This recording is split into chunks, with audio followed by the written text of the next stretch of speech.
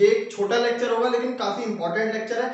आज के लेक्चर में हम डिस्कस करेंगे दो स्पेसिफिक टाइप्स ऑफ रिएक्शन है हमारे पास, एंडोथर्मिक रिएक्शंस और एक्सोथर्मिक रिएक्शंस। तो उनके बारे में डिस्कस करेंगे। छोटा सा टॉपिक है लेकिन काफी इंपॉर्टेंट है, क्योंकि रिएक्शंस के अभी हम इस चैप्टर में आगे और भी टाइप्स पढ़ने वाले हैं। कई टाइप्स की हम रिएक्शंस पढ़ेंगे, लेकिन वो सब भी कहीं ना कहीं एंडोथर्मिक होती हैं या एक्सोथर्मिक होती हैं। ठीक है, तो एंडोथर्मिक और एक्सोथर्मिक रिएक्शंस को आज हम डिस्कस करेंगे और साथ में उनके कुछ एग्जांपल्स भी देखेंगे अच्छे अच्छे। ठीक है, तो शुरुआत करते हैं आज के लेक्चर की। पहले हम शुरुआत करते हैं डेफिनेशंस के साथ। तो डेफिनेशन क्या है, तो देखिए डेफिनेशन से पहले आपको थोड़ी एक चीज समझनी होगी कि एनर्जी जो है, एनर्जी टर्म यूज कर रहा हूं, एनर्जी एनर्जी हमारे एनवायरनमेंट में हर जगह एनर्जी है। एनर्जी हर जगह है, चाहे हीट एनर्जी की यहाँ पे बात करें, हीट एनर्जी हर जगह है। ठीक है, हीट एनर्जी यहाँ पे जो टेम्परेचर है, जो जिस रूम में आप बैठे हैं, जिस रूम में आप बैठे हैं उस रूम में कुछ ना कुछ तो उस रूम का टेम्परेचर होगा। मान लेते हैं 25 डिग्री सेल्सियस है उस रूम का टेम्परेचर। 25 डिग्री सेल्सियस टेम्परेचर का मतलब है कि उस रूम में जो गैसेस के पार्टिकल्स होंगे, गैस के वहां पे ऑक्सीजन होगी, नाइट्रोजन होगी, एयर है वहां पे, एयर में जो पार्टिकल्स हैं, जो मॉलिक्यूल्स हैं, उनके वो इस एनर्जी को वो लोग कैरी कर रहे होंगे। वो जो पार्टिकल्स हैं वो इस एनर्जी को कैरी कर रहे होंगे, मतलब उनके पास ये एनर्जी होगी। और ये एनर्जी उनके पास किस तरीके से होगी, ये होगी उनकी काइनेटिक एनर्जी के फॉर्म में। जैसे कि यहाँ पे अगर मान लेते हैं यहाँ पे एयर के कई सारे पार्टिकल्स हैं। अब एयर के कई सारे पार्टिकल्स हैं, अब ये पार्टिकल एक जगह पे रुके हुए तो होंगे नहीं। एयर के जो पार्टिकल्स होते हैं वो रैंडम मोशन करते रहते हैं। रैंडम मोशन होता है, काफी रैपिडली मोशन करते रहते हैं, मतलब उनकी वेलोसिटी जो होती है वो काफी ज्यादा होती है, उनकी जो स्पीड होती है वो काफी ज्यादा होती है। ये रैंडम मोशन कर रहे हैं, कोई भी पार्टिकल कहीं से भी जा रहा है, इनका कोई फिक्स्ड डायरेक्शन नहीं है, कैसा भी इनका मोशन हो रहा है, रैंडम मोशन। लेकिन ये मोशन हो क्यों रहा है, क्योंकि मोशन होने के लिए क्या जरूरी है, मोशन हो रहा है, ये मूव कर रहे हैं, यानी इनके पास वेलोसिटी है। और वेलोसिटी है और ये पार्टिकल है यानी मैटर है, ये इलेक्ट्रॉन प्रोटॉन और न्यूट्रॉन से बने हैं, यानी इनके पास कुछ मास भी है, और मास है और वेलोसिटी भी है, तो यानी कुल मिला के इनके पास काइनेटिक एनर्जी है। इनके पास क्या है, काइनेटिक एनर्जी है। और इनकी काइनेटिक एनर्जी जो है उसी पे डिपेंड करेगा कि आपके आसपास का एटमॉस्फेयर में टेम्परेचर कितना है एटमॉस्फेयर का। जितनी ज्यादा इनकी काइनेटिक एनर्जी होगी उतना ज्यादा टेम्परेचर होगा, जितनी कम इनकी काइनेटिक एनर्जी होगी उतना कम टेम्परेचर होगा। ये बात कॉमन बात है, ये तो सबको पता होनी चाहिए। अगर हम इन जो पार्टिकल्स हैं उनकी एनर्जी को कम कर दें, उनकी काइनेटिक एनर्जी को कम कर दें, मतलब उनकी वेलोसिटी को कम कर दें। वेलोसिटी को हम कितना कम कर सकते हैं, ज्यादा से ज्यादा जीरो कर देंगे। अगर हम उनकी आप सोचिए जरा, अगर मैं उनकी वेलोसिटी को जीरो कर दूं, गैस के पार्टिकल्स से वो मूव कर रहे थे रैंडमली, उनको मैंने थोड़ी उनकी काइनेटिक एनर्जी कम की, वेलोसिटी कम हुई थोड़ी सी, तो गैस के पार्टिकल की वेलोसिटी कम हुई, यानी अब वो थोड़ा धीमे मूव कर रहे होंगे, मतलब उनका मोशन जो था वो थोड़ा कम हुआ। तो गैस से वो क्या होगा, लिक्विड बन जाएंगे वो। और जैसे ही उनकी वेलोसिटी में कम करते करते जीरो करूंगा, वो लिक्विड से सॉलिड बन जाएंगे। वो क्या करेंगे, लिक्विड से सॉलिड बन जाएंगे। तो आपने अगर वाटर का एग्जांपल लें, वाटर वेपर्स का एग्जांपल लें, वाटर वेपर्स, ठीक है, वाटर वेपर्स इस टाइप से गैसियस स्टेट में थे, ठीक है, उनके रैंडम मोशन हो रहा था, उनकी मैंने एनर्जी को कम किया, वो वाटर बन गए, ठीक है, एनर्जी को और कम किया, वो आइस बन गए, सॉलिड बन गए। अब आइस का टेम्परेचर कम होता है, आइस का टेम्परेचर कम होता है। आइस का टेम्परेचर कम होने का मतलब, आइस मैंने मतलब क्या किया, वो जो स्टीम थी, वाटर वेपर थे, उनका टेम्परेचर कम किया, उनका टेम्परेचर कम करता गया, जिस वजह से क्या हुआ, उनकी काइनेटिक एनर्जी कम होती गई और वो रेस्ट पे आ गए। ठीक है, अच्छा, इसी तरीके से अगर मुझे आइस से गैसियस स्टेट में जाना है तो मैं टेम्परेचर इंक्रीज करूंगा, आइस को मैं हीट करूंगा, वाटर बनेगा, उसको मैं और ज्यादा हीट करूंगा तो वो वाटर वेपराइज होना शुरू हो जाएगा, वाटर वेपर्स बन जाएंगे दोबारा से। यानी जैसे ही मैंने टेम्परेचर इंक्रीज किया, हीट प्रोवाइड कराई, तो उन्होंने अपनी काइनेटिक एनर्जी बना ली उसको, वो जो हीट मैंने उनको प्रोवाइड कराई उससे उन्होंने क्या बना ली, अपनी काइनेटिक एनर्जी। तो अब ये जो टॉपिक है एंडोथर्मिक और एक्सोथर्मिक, यहाँ पे सारा जो खेल हो रहा है वो इस हीट का ही है, मतलब ये जो हीट है इसी से रिलेट कर रहा है हमारा एंडोथर्मिक और एक्सोथर्मिक। तो पहले मैं जल्दी से आपको रिएक्शन, जल्दी से डेफिनेशन दिखा देता हूं कि होती क्या है एंडोथर्मिक और एक्सोथर्मिक, फिर डिटेल में इसको देखते हैं। तो ये इन सब के बारे में थोड़ा सा, एंडोथर्मिक रिएक्शंस में क्या होता है, एंडोथर्मिक रिएक्शंस में एनर्जी जो होती है, हीट एनर्जी, जो वेसल में हम रिएक्शन करा रहे हैं, हम किसी वेसल में करा रहे होंगे रिएक्शन, बीकर होगा, फ्लास्क होगा, टेस्ट ट्यूब होगा, कोई वेसल होगा जिसमें रिएक्शन करा रहे होंगे, तो उस रिएक्शन के जो कंपोनेंट्स हैं, जो कंपाउंड है, उस रिएक्शन में हुआ क्या, उस रिएक्शन में एनर्जी एब्जॉर्ब हुई। मतलब अब एनर्जी एब्जॉर्ब दो तरीके से हो सकती है, या तो हम एनर्जी प्रोवाइड कराएं उसको, या फिर हम ना कराएं तो वो एटमॉस्फेयर से एनर्जी ले ले। अभी इसको मैं बाद में एक्सप्लेन करता हूं डिटेल, पहले एक्सोथर्मिक को जान लेते हैं। एक्सोथर्मिक में इसका उल्टा हो रहा है। एक्सोथर्मिक में रिएक्शन में से एनर्जी रिलीज हो रही है, मतलब मैंने कोई रिएक्शन करवाई और उसमें से और ज्यादा एनर्जी रिलीज हो गई, मतलब और ज्यादा टेम्परेचर इंक्रीज हो गया, तो वो होगी हमारी एक्सोथर्मिक रिएक्शन। तो ये तो हो गई इनकी डेफिनेशन। अब देखते हैं थोड़ा सा और एग्जांपल्स के साथ समझते हैं इसको थोड़ा सा। तो मैं यहां पे मैं एग्जांपल लिख लेता हूं एंडोथर्मिक, और यहां पे एक्सोथर्मिक, यहां पे एंडोथर्मिक एक्सोथर्मिक। ठीक है, तो एंडोथर्मिक में क्या हो रहा है, हीट एब्जॉर्ब, हीट एब्जॉर्ब हो रही है। एंडोथर्मिक में क्या हो रहा है, हीट जो है वो एब्जॉर्ब हो रही है। और एक्सोथर्मिक में क्या हो रहा है, यहां पे हीट रिलीज हो रही है, यहां पे क्या हो रहा है, हीट रिलीज हो रही है। तो इनका एक एग्जांपल मैं बताता हूं आपको। पहले एक्सोथर्मिक का मैं एक एग्जांपल देता हूं। एक्सोथर्मिक का एक एग्जांपल है हमारा, रियल लाइफ एग्जांपल लेते हैं। रियल लाइफ एग्जांपल लेते सबसे अच्छे से समझ में आएगा। तो यहां पे होगा हमारा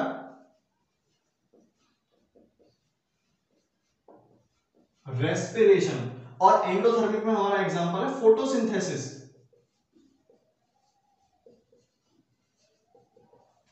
फोटोसिंथेसिस और रेस्पिरेशन जो है, फोटोसिंथेसिस किन में होता है, प्लांट्स में होता है। रेस्पिरेशन किन में होता है, एनिमल्स में होता है। एनिमल्स यानी हम जो ह्यूमंस हैं वो भी एनिमल कैटेगरी में आते हैं। तो रेस्पिरेशन हम रेस्पायर करते हैं, ठीक है, ब्रीदिंग जो होती है उसका पूरा प्रोसेस जो है इंटरनल। और फोटोसिंथेसिस हमारा प्लांट में होता है। ये दोनों एक दूसरे के बिल्कुल अपोजिट प्रोसेसेस हैं। मतलब इन दोनों का अगर अभी आप रिएक्शन दिखाऊंगा इनकी, तो आप देख लेंगे कि ये बिल्कुल ही अपोजिट रिएक्शंस हैं एक दूसरे के। ठीक है, तो रिएक्शन मैं इनकी लिख देता हूं, इनकी रिएक्शन लिखता हूं। तो फोटोसिंथेसिस की जो हमारी रिएक्शन होती है वो होती है CO2 प्लस वाटर, इससे हमारा प्रोडक्ट बनता है H12O6, जिसको हम ग्लूकोज बोलते हैं, प्लस हमारी रिलीज होती है ऑक्सीजन। इसको बैलेंस करने के लिए हम यहां पे 6 लगा देते हैं, यहां पे 6 और यहां पे 6, तो ये हो जाती है बैलेंस इक्वेशन। और यहां पे क्या जरूरी है, यहां पे हम लिखते हैं सनलाइट, और ये होता है क्लोरोफिल। अब आपने कभी सोचा ये सनलाइट हम यहाँ पे क्यों लिखते हैं, सनलाइट की इसको सनलाइट के बिना ये रिएक्शन नहीं हो सकती। जब तक प्लांट्स को सनलाइट नहीं मिलेगी वो फोटोसिंथेसिस नहीं कर सकते। क्यों, ऐसा क्यों, क्योंकि फोटोसिंथेसिस जो है वो एक एंडोथर्मिक रिएक्शन है, उसको हीट एब्जॉर्ब करनी है। तो जब तक हम उसको हीट नहीं देंगे, सनलाइट से उसको क्या मिल रहा है, सनलाइट से वहां पे क्या मिल रहा है, उसको हीट मिल रही है।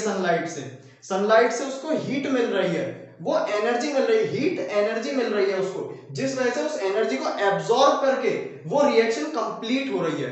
ये एनर्जी एब्जॉर्ब करती है, ये एंडोथर्मिक रिएक्शन है हमारी फोटोसिंथेसिस जो है। एक बार रेस्पिरेशन की रिएक्शन और लिख देता हूं मैं। रेस्पिरेशन की रिएक्शन इसकी जस्ट अपोजिट है, इसकी जस्ट अपोजिट। यहां पे क्या होता है, हमारी बॉडी में ग्लूकोज होता है जो हमको फूड से मिलता है, C6H12O6 प्लस जब हम रेस्पिरेशन करते हैं, जब हम ब्रीदिंग करते हैं, इनहेल करते हैं, तब हम क्या लेते हैं, ऑक्सीजन हमें जरूरत होती है। इसके बाद रिएक्शन होती है रेस्पिरेशन की, जिसके बाद प्रोडक्ट हमारे क्या बनते हैं, कार्बन डाइऑक्साइड। ह्यूमंस इसीलिए कार्बन डाइऑक्साइड रिलीज करते हैं क्योंकि रेस्पिरेशन में कार्बन डाइऑक्साइड फॉर्म होती है, प्लस वाटर यहां पे फॉर्म होता है। बैलेंसिंग वही है, यहां पे 6 और 6, ये हो गई बैलेंसिंग। तो ये दोनों जो रिएक्शंस हैं ये एक दूसरे की जस्ट अपोजिट है। और यहां पे क्या होता है, यहां पे ये दोनों तो मिलते हैं, साथ में यहां पे रिलीज होती है एनर्जी। इस रिएक्शन में एनर्जी रिलीज होती है, उसी एनर्जी से हमारी बॉडी काम कर रही है। रेस्पिरेशन से जो हमको एनर्जी मिली, हमको रेस्पिरेशन से जो एनर्जी मिली, देखिए हुआ क्या, ये ग्लूकोज जो था, ये हमने जो खाना खाया, जो हमने फूड इनटेक किया, उससे बना ग्लूकोज। डाइजेशन के बाद ये ग्लूकोज फॉर्म हुआ। अब ग्लूकोज फॉर्म हो चुका है हमारी बॉडी के पास, अब ग्लूकोज है, ठीक है, फूड को डाइजेस्ट करने के बाद ग्लूकोज बना। अच्छा, उसके बाद हमने ऑक्सीजन जो थी वो हमने इनहेल की, ऑक्सीजन हमने इनहेल की, उसके बाद ये रेस्पिरेशन हुआ, जिसमें क्या हुआ, कार्बन डाइऑक्साइड बनी जो कि हम एक्सहेल कर देंगे, वाटर बना और एनर्जी रिलीज हुई, जिससे कि हम काम कर पाते हैं अपने डेली लाइफ के जो भी हम काम कर रहे हैं वो इसी एनर्जी से हम कर पा रहे हैं। ठीक है, तो फूड से जो एनर्जी बनती है वो इसी तरीके से बनती है, रेस्पिरेशन से बन के आती है वो एनर्जी हमारे पास, ये एनर्जी इसी से हम काम कर रहे हैं। तो अगर इस रिएक्शन को देखें तो रिएक्शन में एनर्जी जो है वो रिलीज हुई है, एनर्जी रिलीज हुई है, तो ये क्या है, एक्सोथर्मिक रिएक्शन है। एक्सोथर्मिक रिएक्शन है हमारी रेस्पिरेशन। और फोटोसिंथेसिस में क्या हुआ था, इसने एनर्जी एब्जॉर्ब की थी, इसने यहां पे एनर्जी एब्जॉर्ब हुई है और यहां पे एनर्जी रिलीज हुई है। ठीक है, तो अब इन रिएक्शंस को आइडेंटिफाई करने का एक तरीका बता देता हूं। अगर आपके सामने रिएक्शन आ जाए तो एकदम से आप आइडेंटिफाई कैसे करेंगे। देखिए, अगर ये एनर्जी जो टर्म है, एनर्जी लिखा हो या फिर हीट लिखा हो, मतलब कोई भी फॉर्म ऑफ एनर्जी लिखा हुआ है वहां पे, अगर प्रोडक्ट साइड में एनर्जी लिखी हुई है, अगर ये जो एनर्जी या हीट है ये अगर प्रोडक्ट साइड में लिखा हुआ है, मतलब एरो के इस तरफ अगर ये लिखा हुआ है, इसका मतलब वो एक्सोथर्मिक रिएक्शन है। सिंपल सी बात है, अगर प्रोडक्ट में हमको एनर्जी मिल रही है मतलब वो एनर्जी रिलीज हुई है, और एनर्जी रिलीज हुई है मतलब वो रिएक्शन एक्सोथर्मिक रिएक्शन है। इसी तरीके से अगर आपको रिएक्टेंट साइड में, रिएक्टेंट यानी ये जो एरो के लेफ्ट वाली साइड है, रिएक्टेंट साइड ये वाली साइड यहां पे, या फिर एरो के ऊपर या फिर एरो के साइड में, एरो पे आपको हीट या फिर कुछ एनर्जी, कुछ भी टाइप ऑफ एनर्जी, एनर्जी भी कई टाइप्स की होती है हमारी, कोई भी एनर्जी आपको दिख जाए तो यानी वो क्या है, वो एनर्जी एब्जॉर्ब हो रही होगी। या तो यहां पे लिखी हो सकती है, यहां पे वैसे कम देखने को मिलेगी, वो यहां पे ज्यादा देखने को मिलेगी, इधर इस पोजीशन पे ज्यादा देखने को मिलेगी एनर्जी। तो उस केस में क्या हो रहा होता है, एनर्जी एब्जॉर्ब हो रही होती है और वो हमारी एंडोथर्मिक रिएक्शन हो जाती है। मतलब अगर प्रोडक्ट साइड में तो एक्सोथर्मिक, अगर एरो के पास है, एरो पे तो फिर क्या है, एंडोथर्मिक। तो इस तरीके से आप पहचान सकते हैं कि कौन सी एक्सोथर्मिक है और कौन सी एंडोथर्मिक रिएक्शन है। मेन चीज क्या है, एक्सोथर्मिक में एनर्जी रिलीज हो रही है, एनर्जी हमको मिल रही है, ठीक है, एनर्जी रिलीज हो गई है एटमॉस्फेयर में। और एंडोथर्मिक में क्या है, एनर्जी एब्जॉर्ब हो रही है। रिएक्शन को एनर्जी चाहिए, जब तक उसको ये एनर्जी नहीं मिलेगी रिएक्शन होगी ही नहीं। यहाँ पे क्या, यहाँ पे रिएक्शन तो हो जाएगी और साथ में एनर्जी और रिलीज होती जाएगी, मतलब रिएक्शन भी हो गई और एनर्जी भी मिल गई। ठीक है, यहाँ पे एक तो एनर्जी नहीं है तो फिर रिएक्शन नहीं होगी, रिएक्शन अगर करानी है तो एनर्जी देनी पड़ेगी। ठीक है, क्लियर। तो इसको अगर आपको नोट करना है तो आप नोट कर सकते हैं। अब थोड़ा सा मैं एंडोथर्मिक में थोड़ा सा और डिस्कशन में जाना चाहूंगा। एंडोथर्मिक में मैं क्या डिस्कस करना चाह रहा हूं, अब हमें क्या करना है, यहाँ पे तो एनर्जी रिलीज हो गई, ठीक है, इसमें तो कोई दिक्कत नहीं, ये एनर्जी जो है ये एटमॉस्फेयर में रिलीज हो जाएगी, कोई दिक्कत नहीं है। यहाँ पे अब दिक्कत है, हमें एनर्जी प्रोवाइड करानी है, एनर्जी हमको प्रोवाइड करानी है। तो एनर्जी हम किस तरीके से प्रोवाइड, इसको एनर्जी चाहिए रिएक्शन को, तो ये रिएक्शन जो है एनर्जी कहाँ से ले सकता है। या तो हम क्या करें, हम जिस वेसल में रिएक्शन करा रहे हैं उस वेसल को हीट कर दें। ये हम कब करेंगे, जब एनर्जी की रिक्वायरमेंट बहुत ज्यादा है। कुछ रिएक्शन ऐसी होती है उनको बहुत ज्यादा एनर्जी की रिक्वायरमेंट होती है, तभी वो रिएक्शंस होती हैं। ठीक है, अभी हम उसका एग्जांपल देखेंगे। ठीक है, तो या तो मैं इसको हीट करूंगा वेसल को, मैंने बीकर में रिएक्शन करानी है, उस बीकर को मैं हीट करूंगा, या तो ऐसे रिएक्शन होगी वो अगर एंडोथर्मिक है तो। ठीक है, या फिर क्या होगा, जिन कुछ रिएक्शंस को बहुत थोड़ी सी एनर्जी चाहिए होती है, एनर्जी चाहिए तो सही लेकिन बहुत थोड़ी सी चाहिए, मतलब चाहिए थोड़ी सी एनर्जी। ठीक है, तो वो रिएक्शंस क्या करती हैं, एटमॉस्फेयर में जो मैंने बताया एयर के पार्टिकल्स हैं, वो एयर के पार्टिकल्स हैं, ठीक है, एटमॉस्फेयर के पार्टिकल्स हैं, उनसे एनर्जी ले सकती है। और जो बीकर है, जो आपका वेसल है, उस वेसल का भी तो कुछ टेम्परेचर होगा। आपने बीकर लिया, आपने उसको हीट नहीं किया, कुछ नहीं किया, लेकिन फिर भी आप उसका कुछ तो टेम्परेचर होगा, रूम टेम्परेचर होगा उसका। तो जब आपने उस बीकर में, उस वेसल में जब वो रिएक्शन करवाई, तो वो क्या करेगी, उस बीकर या वेसल की वॉल्स में से वो एनर्जी एब्जॉर्ब कर लेगा। ठीक है, उस वेसल की वॉल्स में से एनर्जी को एब्जॉर्ब कर लेगा, और इससे क्या होगा, वो जो वेसल है वो कूल हो जाएगा। अब वेसल है, उसके पास एनर्जी थी, हीट एनर्जी, उस हीट एनर्जी को रिएक्शन एब्जॉर्ब कर गई, यानी उसकी हीट एनर्जी कम हो गई, वेसल की हीट एनर्जी कम हो गई तो वो कूल हो जाएगा। तो ये भी एक एक्सपेरिमेंटली ऐसे भी पता लगाया जाता है कि ये रिएक्शन एंडोथर्मिक है, हमने किसी वेसल में रिएक्शन करवाया और वो कूल हो गया। तो हमें पता चल गया कि ये एंडोथर्मिक रिएक्शन है, इसने हीट एब्जॉर्ब करी है, ठीक है। और हमने किसी वेसल में एनर्जी कोई रिएक्शन करवाई और वो वेसल हॉट हो गया, यानी उसमें जो रिएक्शन हुई उसने उस वेसल को हीट दी, एक्स्ट्रा हीट प्रोवाइड कराई, यानी रिएक्शन में हीट जो है वो फॉर्म हुई, रिएक्शन में हीट रिलीज हुई, वो एक्सोथर्मिक है, ठीक है। तो यहाँ पे एक और आप डिफरेंस का पॉइंट लिख सकते हैं, यहाँ पे जो वेसल होता है वो कूल हो जाता है, और कूल को मैंने ब्लू से लिखा है तो हॉट को हम रेड से लिखेंगे। यहाँ पे जो वेसल है वो हॉट हो जाता है, ठीक है। तो ये भी एक डिफरेंस का पॉइंट है। तो ये बात हुई एंडोथर्मिक और एक्सोथर्मिक की। अब कुछ एग्जांपल और देख लेते हैं। ये आपका रियल लाइफ एग्जांपल है, ये आपका बिल्कुल ही रियल लाइफ एग्जांपल है, क्योंकि फोटोसिंथेसिस और रेस्पिरेशन हर जगह हो रहा है, ये तो हर सेकंड हो रहा है, ठीक है। फोटोसिंथेसिस प्लांट कर रहे हैं लगातार, रेस्पिरेशन जितने भी एनिमल्स हैं वो लगातार रेस्पिरेशन कर रहे हैं, ठीक है।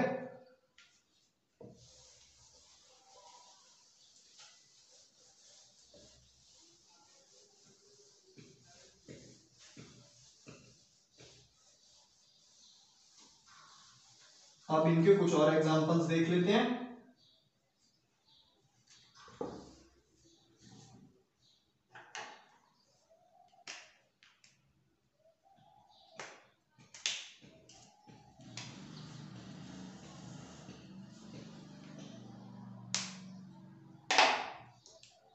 तो एक्सोथर्मिक का एग्जांपल आपने देखा होगा, जितनी भी हमारी कंबशन रिएक्शंस हैं, कंबशन रिएक्शन जिसमें हम कुछ भी बर्न करते हैं, तो उन रिएक्शंस में क्या होता है, एनर्जी रिलीज होती है। हमको पता है अगर हम वुड जो है लकड़ी, उसको अगर हम बर्न करेंगे, उसको अगर हम जलाएंगे तो हमको एनर्जी मिलेगी, हीट मिलेगी। तो यानी जितनी भी कंबशन रिएक्शंस हैं, जिन भी रिएक्शंस में हम कुछ बर्न करते हैं, कुछ जलाते हैं हम, तो उसमें से एनर्जी रिलीज होती है भाई। तो यानी इसमें पहला एग्जांपल हम लिख लेते हैं कंबशन। कंबशन रिएक्शंस एक्सोथर्मिक होती हैं हमारी, ठीक है, कंबशन रिएक्शंस। अच्छा, और हम क्या एग्जांपल ले सकते हैं, और हम एग्जांपल ले सकते हैं जब आप कैल्शियम क्लोराइड को वाटर में डिसॉल्व करते हैं। कैल्शियम क्लोराइड हमारा एक सॉल्ट है, ठीक है। इस सॉल्ट का जब आप सॉल्यूशन बनाएंगे, मतलब कंपाउंड है, ठीक है, उसको जब आप वाटर में मिक्स करेंगे, जब उसका सॉल्यूशन बनाएंगे, तब वो जो वेसल होगा ना जिसमें आपने सॉल्यूशन बनाया वो हॉट हो जाएगा, मतलब उसका टेम्परेचर थोड़ा सा इंक्रीज कर जाएगा, थोड़ा सा, बहुत थोड़ा सा इंक्रीज करेगा, इंक्रीज होगा लेकिन। तो यानी टेम्परेचर इंक्रीज हुआ, यानी इस रिएक्शन में हीट जो है वो इवॉल्व हुई, हीट रिलीज हुई, तो ये एक्सोथर्मिक में हो गई हमारी। और एक और आपका जो एग्जांपल है जो आपको आगे पढ़ने को जरूर मिलेगा, वो है calcium oxide plus water. Calcium oxide plus water, इसकी जब रिएक्शन होती है तब हमारा बनता है कैल्शियम हाइड्रोक्साइड प्लस हीट इसमें रिलीज होती है। इसको हम बोलते हैं क्विकलाइन,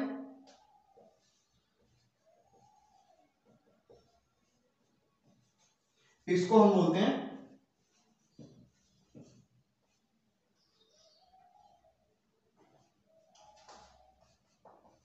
सिलेक्ट लाइन, या फिर यहां पे इसका जो है वो सॉल्यूशन बनेगा, तो यहां पे इसको हम लिख सकते हैं, इसको हम और क्या जानते हैं, स्लैश करके लिख लेते हैं लाइम वाटर, यहां लिख देता हूं क्योंकि लाइम वाटर नाम से ये ज्यादा फेमस है। कैल्शियम हाइड्रोक्साइड का जो सॉल्यूशन है वो लाइम वाटर के नाम से ज्यादा फेमस है, ठीक है। तो ये जो रिएक्शन है इसमें आप देख रहे हैं हीट जो इवॉल्व हुई है, इसमें क्या होता है, जो वेसल है वो बहुत ज्यादा, उसका टेम्परेचर यहाँ पे जो इंक्रीज होता है ना टेम्परेचर में, वो काफी ज्यादा होता है। तो अगर आपने कैल्शियम ऑक्साइड जो है उसको आपने वाटर में मिक्स किया और आप हाथ से मिक्स कर रहे हैं, तो हो सकता है आपका हाथ जो है वो बर्न हो जाए, वहां पे आपके हाथ जो है उसमें बर्निंग हो जाए हाथ में, ठीक है, हाथ जल जाता है, तो वैसा टाइप का हाथ जल सकता है, इसमें इतनी ज्यादा एनर्जी रिलीज होती है, ठीक है। और ये रिएक्शन काफी फास्ट भी होती है। तो ये हो गए आपके एग्जांपल एक्सोथर्मिक रिएक्शंस के। अब एंडोथर्मिक रिएक्शंस के भी कुछ एग्जांपल देख लेते हैं। तो एंडोथर्मिक का आपका एग्जांपल है जब आप अमोनियम क्लोराइड को वाटर में डिसॉल्व करते हैं।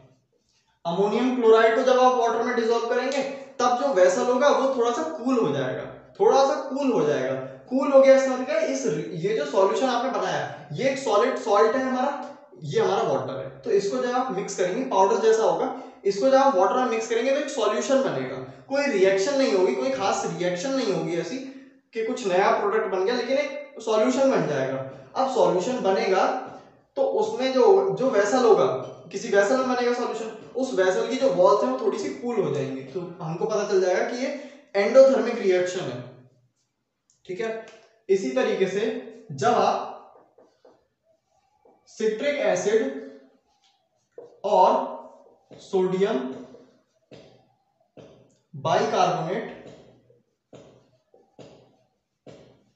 इनकी जब आप रिएक्शन कराएंगे, सिट्रिक एसिड और सोडियम बाइकार्बोनेट की, तो सिट्रिक एसिड और सोडियम ये हमारा वीक एसिड है और ये हमारा बेसिक होता है, थोड़ा सा वीक बेस इसको कह सकते हैं इसके सॉल्यूशन को, वैसे एक्चुअल में तो एक सॉल्ट है लेकिन बेसिक सॉल्ट, अभी ये सब आप आगे पढ़ेंगे, सॉरी, लेकिन हाँ अभी आप ये समझिए इनमें रिएक्शन होगी और इनमें जो रिएक्शन होगी उसके बाद कंपाउंड बनेगा सोडियम सिट्रेट, ठीक है, सोडियम सिट्रेट हमारा एक सॉल्ट बन के आएगा। अच्छा, मेन बात क्या है, जिस वेसल में रिएक्शन होगी वो वेसल कूल हो जाएगा, जिस वेसल में रिएक्शन होगी वो वेसल कूल हो जाएगा। ये रिएक्शन मैंने इस चैनल पे अपलोड भी कर रखी है पहले से। इस रिएक्शन को जब हम कराते हैं तब सॉल्यूशन ऐसा लगता है देखने में, काफी इंटरेस्टिंग रिएक्शन है ये, ठीक है। तो इस आई बटन पे आप क्लिक करके देख सकते हैं इस रिएक्शन को, मैंने पहले ही इस चैनल पे डाल रखा है। तो इस रिएक्शन को जब हम कराते हैं तब ऐसा लगता है कि वो जो वेसल है जिसमें हमने कराया, जो बीकर है उसमें जो सॉल्यूशन है वो बॉयल हो रहा है, देखने में ऐसा लगता है कि वो बॉयल हो रहा है, लेकिन एक्चुअल में जो उसका टेम्परेचर होता है वो कम हो जाता है। देखने में लगेगा कि बॉयल हो रहा है लेकिन एक्चुअल में उसका टेम्परेचर पहले से भी कम हो जाता है। तो ये रिएक्शन मैंने करा रखी है पहले इस चैनल पे। तो ये कुछ एग्जांपल है, बाकी मेन रिएक्शन, मेन इसमें इनके जो बेस्ट एग्जांपल मैं कह सकता हूं, जो सबसे अच्छे एग्जांपल है वो है इसका है फोटोसिंथेसिस और इसका है रेस्पिरेशन, ठीक है। फोटोसिंथेसिस और रेस्पिरेशन, ये एग्जांपल नहीं भूलने हैं, ये एग्जांपल नहीं भूलने हैं, ठीक है, एंडोथर्मिक और एक्सोथर्मिक के। बाकी इनके अलावा कोई एक एक एग्जांपल और याद कर लेना, बस इतना ही जरूरी है। तो एक छोटा सा लेक्चर था सिर्फ एंडोथर्मिक और एक्सोथर्मिक रिएक्शन समझाने के लिए। आगे इस चैप्टर में हम शुरू करने वाले हैं टाइप्स ऑफ रिएक्शन, जिसमें हम सारे टाइप्स के रिएक्शंस को डिस्कस करेंगे पूरा डिटेल में अच्छे तरीके से। तब तक के लिए चलते हैं, सेफ रहें, घर पे रहें, थैंक यू।